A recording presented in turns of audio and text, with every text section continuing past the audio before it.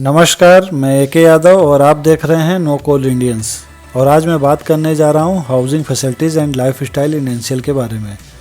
हम इस वीडियो के अंदर जानेंगे कि एनसीएल की कॉलोनी कैसी होती है, एक कॉलोनी के अंदर क्या क्या चीज़ें उपलब्ध होती हैं, क्वार्टर्स किस तरह के अलग अलग होते हैं और कौन लोग उसके लिए इंटाइटल्ड होते हैं, ये सारी चीज़ें जानेंगे। इसके अलावा इस वीडियो के अंतर्गत हम जानेंगे कि ये पूरा जो सिंगरौली रीजन है, जो कोलियरी बेल्ट है, इसका कनेक्टिविटी देश के बाकी हिस्सों से किस तरह से है, ठीक है, और आसपास में कौन से प्रमुख स्थान हैं, इन सारी बातों की चर्चा इस वीडियो में होगी। तो चलिए शुरू करते हैं। सबसे पहले हम देखते हैं कि एक कॉलोनी के अंदर क्या क्या चीज़ें उपलब्ध होती हैं। तो देखिए, इसमें सबसे पहले आता है नंबर क्वार्टर का। क्वार्टर तो रहेंगे ही। शॉपिंग कॉम्प्लेक्स होते हैं, डिस्पेंसरी होती है, बैंक और एटीएम होते हैं, पोस्ट ऑफिस होता है, स्कूल होते हैं, एलपीजी डिस्ट्रीब्यूशन सेंटर होते हैं, ऑफिसर्स क्लब होता है, वर्कर्स रिक्रिएशन सेंटर होता है, मैरिज हॉल होते हैं, रिलीजियस प्लेसेस होते हैं जैसे कि मंदिर, मस्जिद, गुरुद्वारे, पार्क होते हैं, civil and electrical maintenance office होता है और स्टेडियम होता है। तो इसमें से ज़्यादातर चीज़ें हर प्रोजेक्ट के कॉलोनी में आपको मिल जाएंगे एनसीएल के अंदर। जैसे मैरिज हॉल और स्टेडियम, ये जो दो चीज़ें हैं, ये सभी प्रोजेक्ट्स में नहीं है, सभी के कॉलोनी में नहीं है, कुछ कॉलोनी में है, कुछ में नहीं है, ठीक है। और साथ ही साथ जैसे रिलीजियस प्लेसेस में मंदिर, मस्जिद, तो जनरली कुछ तो कॉलोनी के अंदर हैं और कुछ जगह पे कॉलोनी के बाहर भी इस तरह से हैं मंदिर, मस्जिद या गुरुद्वारे, ठीक है, आसपास में मिल जाते हैं। इसके अलावा आपके जो बाकी सारी चीज़ें हर प्रोजेक्ट में मिलेंगी, हर प्रोजेक्ट के कॉलोनी में आपको ये सारी चीज़ें मिल जाएंगी, ठीक है। इसमें जो ऑफिसर्स क्लब, ये ऑफिसर्स के लिए होते हैं, वर्कर्स रिक्रिएशन सेंटर ये सेम उसी तरह होते हैं। इसमें क्या होता है कि जहाँ पे मैरिज हॉल नहीं है, ठीक है, जिस प्रोजेक्ट्स में नहीं है, ये अभी कम जगह पे है, 2-3 जगह पे ही है, तो बाकी जगह पे जो शादी वगैरह होती है तो ये वर्कर्स रिक्रिएशन सेंटर का यूज़ किया जा सकता है, ठीक है, कुछ मामूली रेंट दे करके इस्तेमाल होता है। बाकी स्कूल की फैसिलिटी मैं बता दूं कि जनरली हर प्रोजेक्ट में मिनिमम 2 स्कूल तो हैं ही, उससे ज़्यादा भले हो जाएं, और पोस्ट ऑफिस, बैंक हर प्रोजेक्ट में मिलेंगे। डिस्पेंसरी भी है कि नॉर्मल जो आपके जो बीमारी हो तो उसका ट्रीटमेंट हो जाए, फर्स्ट एड मिल जाए, और अगर थोड़ी गंभीर बीमारी होती है तो उसके लिए सेंट्रलाइज हॉस्पिटल है, नेहरू शताब्दी चिकित्सालय बोल के, फिर वहाँ पे रेफ़र किया जाता है, वहाँ पे आप उससे आगे का ट्रीटमेंट ले सकते हैं, और वहाँ पे ट्रीटमेंट नहीं होता है तो फिर बाहर भी भेजा जाता है, ठीक है। और क्वार्टर्स का हम इसके आगे हम बात करेंगे किस तरह के क्वार्टर्स हैं।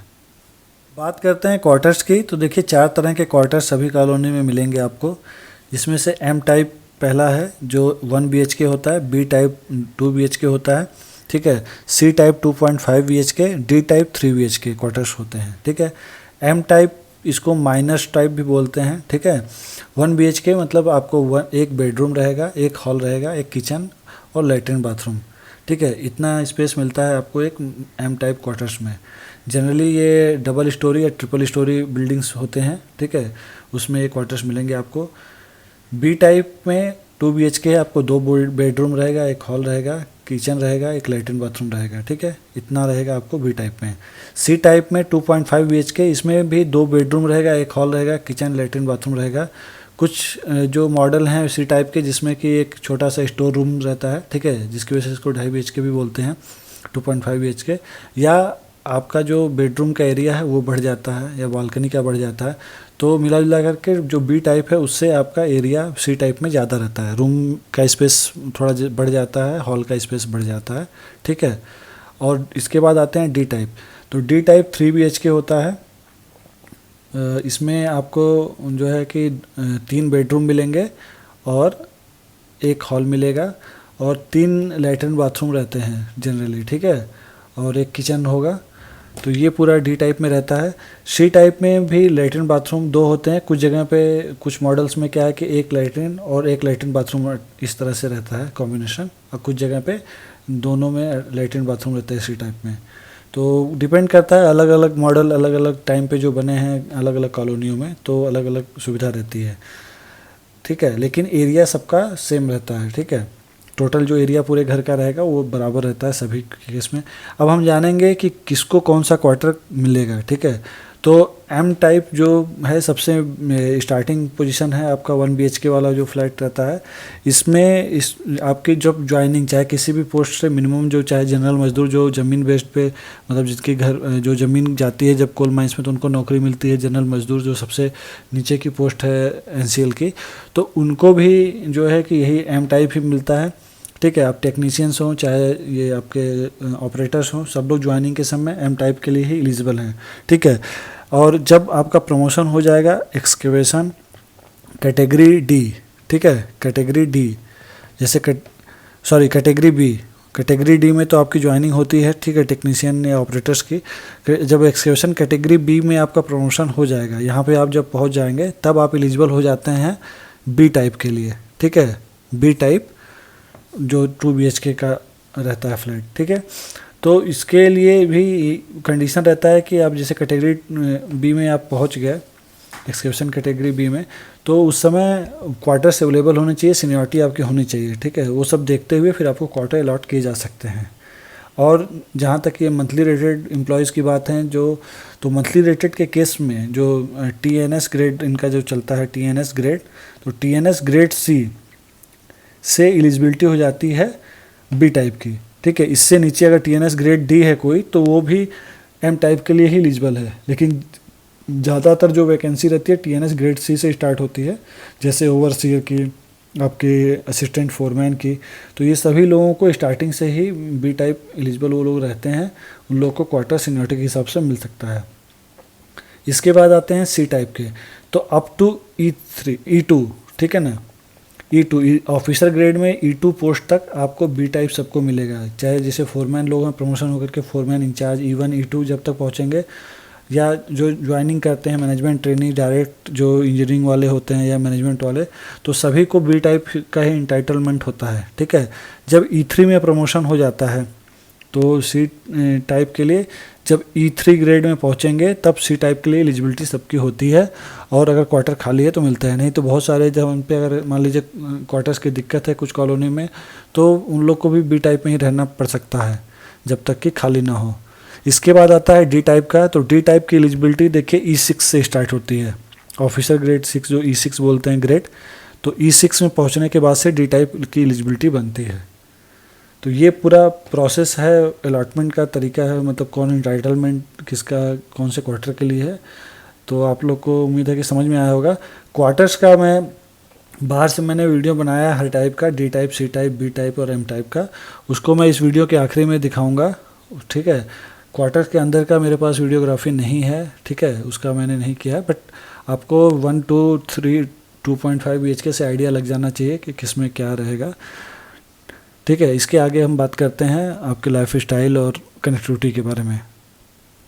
आपको बता दें कि सिंगरौली जो पूरा कोलियरी रीजन है, इसमें मेनली जो ऑक्यूपेशन है लोगों का, एक तो कोल माइन से रिलेटेड है, दूसरा जो पावर प्लांट जो कोयला निकलता है उसके बाद जो थर्मल पावर प्लांट सेटअप्स हैं वो अलग अलग जो है कि ऑर्गेनाइजेशन के, चाहे वो NTPC के हों, चाहे यूपी स्टेट इलेक्ट्रिसिटी बोर्ड के हों, ठीक है, चाहे वो हिंडाल्को के हों, तो यही सब जो है कि मेजरली यहाँ पे ऑक्यूपाइड हैं आसपास के पूरे एरिया में। तो इन्हीं लोगों से पूरा ये एरिया आपको भरा हुआ दिखेगा, पूरा सिंगरौली रीजन। तो इसके जो सिंगरौली में मेनली जो आपके 10 आपके आज के डेट में एक्टिव कोल माइंस हैं NCL की, 3 आपके पावर प्लांट हैं NTPC के, उसके बाद अनपरा में आपका पावर प्लांट है यूपी स्टेट इलेक्ट्रिसिटी बोर्ड का।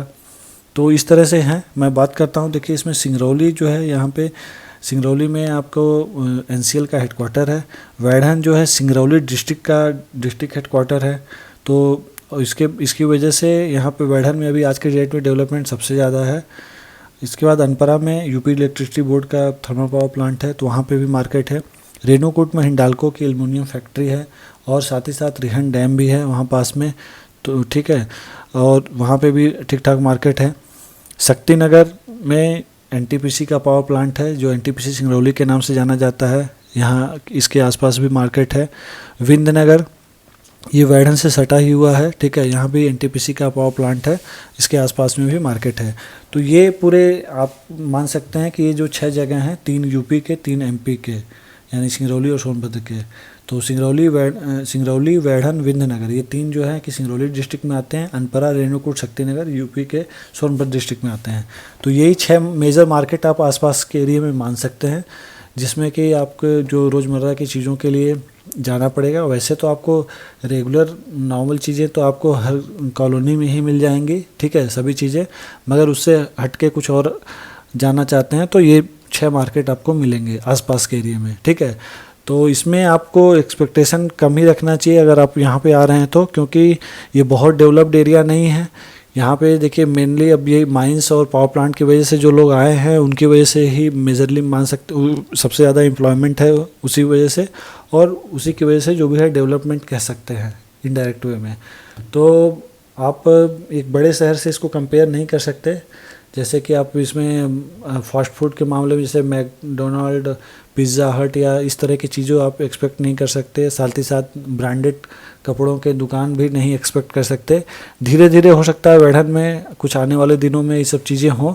हाँ, यहाँ पे मैं एक बता दूँ तो थिएटर जो है आसपास के एरिया में एक रेणुकूट के अंदर है, ठीक है, जो हिंडाल्को का अपना थिएटर है, वो है सबके लिए, मतलब हिंडाल्को का ही थिएटर है बट सब लोग अलाउड हैं वहाँ पे। और एक वैढ़न के अंदर थिएटर है, ठीक है। ये सब दोनों ही सिंगल थिएटर स्क्रीन है। ये कुछ साल पहले ही स्टार्ट हुए हैं, ज़्यादा हुए नहीं, ठीक है। तो इसके अलावा और बाकी बहुत सारी चीज़ें ऐसी हैं नहीं, और अगर आप आएंगे तो बाकी चीज़ें समझ में आएंगे। एनसीएल के आसपास में अगर बड़े सिटीज़ के बारे में बात किया जाए तो 2 मेन सिटीज़ हैं, जबलपुर और वाराणसी, जो सबसे नज़दीक बोल सकते हैं। इनकी कनेक्टिविटी थोड़ी ठीक है, ठीक है, थोड़ी ठीक है, मतलब वाराणसी की तो काफ़ी अच्छी है। बाई रोड कनेक्टिविटी, ट्रेन चलती है लेकिन उसका कोई बहुत मतलब नहीं है। बाई रोड इसकी कनेक्टिविटी बहुत अच्छी है वाराणसी की आज की डेट में। यहाँ पे आपकी बसेस जो हैं यूपी रोडवेज की, वो 24 आवर्स दोनों साइड से चलती हैं। आप किसी भी समय आ जा सकते हैं, कोई दिक्कत नहीं है। जबलपुर के केस में बाई रोड कनेक्टिविटी उतनी अच्छी नहीं है, लेकिन ट्रेन की फैसिलिटी है। यहाँ पे रेगुलर ट्रेन चलती है सिंगरौली से जबलपुर के लिए, इंटरसिटी है, शक्तिपुंज एक्सप्रेस है। तो ये 2 जगहों पे आप हैंग आउट के लिए 1-2 दिन के लिए जा सकते हैं, घूमने फिरने, जो भी आपको शॉपिंग करना है, अगर मेजर शॉपिंग करना है तो आप बिल्कुल जा सकते हैं। लोग यहाँ से जाते हैं, ठीक है। और इसके अलावा हम बात करेंगे कि यहाँ पे पूरे देश से कनेक्टिविटी कैसी है। तो देखिए यहाँ पे जो ट्रेन चलती हैं वो दिल्ली, भोपाल, अजमेर, कोलकाता, वाराणसी के तो मैंने बता दिया, बाई रोड कनेक्टिविटी अच्छी है, ट्रेन भी इंटरसिटी चलती है लेकिन उसका बहुत मतलब नहीं है। जबलपुर, रांची, जमशेदपुर, लखनऊ, इलाहाबाद, पटना, तो ये सब जगहों के लिए यहाँ से ट्रेन भी जाती है, ठीक है। तो आप उसको भी प्रीफर कर सकते हैं। अगर आप इंडिया के और दूसरे कोने से आते हैं तो देखिए आपको अगर सिंगरौली पहुँचना है तो सबसे अच्छा है कि आप जबलपुर या वाराणसी, इन दोनों जगहों को, या जो पंडित दीनदयाल उपाध्याय रेलवे जंक्शन है, आपको जो सुविधा हो इन तीनों जगहों पे आप पहुंचने की कोशिश करिए। वहां से फिर आप आराम से सिंगरौली पहुंच सकते हैं, ठीक है। और बाकी जो ये सामने आपके स्क्रीन पे जगह दिख रहे हैं, यहाँ से तो डायरेक्ट ट्रेन है ही, ठीक है। उसकी टाइमिंग देख लीजिए, आपको अगर कम समय में पहुँचना है, दूसरा अगर कोई अल्टरनेट रूट है तो आप बिल्कुल पहुँच सकते हैं। आज के टाइम पर तो कोई रूट ढूंढना बहुत मुश्किल नहीं है, गूगल मैप्स हैं। ये आपके वीडियो स्क्रीन पे जो दिख रहा है, देखिए ये फुटेज है एम टाइप क्वार्टर्स का, ठीक है। ये नया नया अभी बाहर से पेंट हुआ है, ट्रिपल स्टोरी बिल्डिंग है। इसी तरह के क्वार्टर्स आपको मिलेंगे, ठीक है, जनरली हर प्रोजेक्ट में।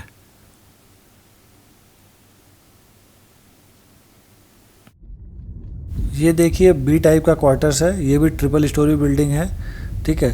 तो इस बी टाइप में सिंगल स्टोरी भी होते हैं, डबल स्टोरी भी होते हैं, ट्रिपल स्टोरी भी होते हैं। तो ये ट्रिपल स्टोरी बिल्डिंग है, बी टाइप का क्वार्टर है। इसके बाद हम देखेंगे सी टाइप और डी टाइप का भी क्वार्टर।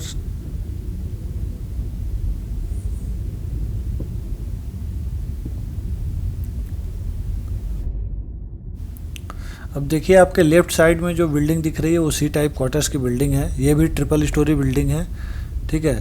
तो बाहर से आप देख लीजिए कैसी है, और बाहर से देखने में तो सभी क्वार्टर्स एक जैसे दिखेंगे, बस अंतर जनरली अंदर में होता है कि एरिया बढ़ता है घटता है टाइप्स के हिसाब से।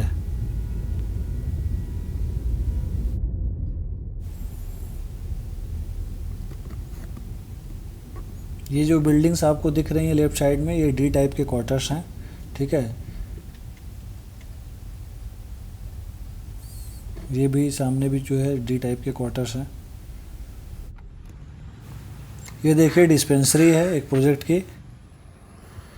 ये सामने आपको एक डीएवी स्कूल दिख रहा है। इसके बाद जो नेक्स्ट फुटेज है वो एक कल्याण मंडपम का है जिसमें शादियां होती हैं। Thank you for watching. इस वीडियो में बस इतना ही।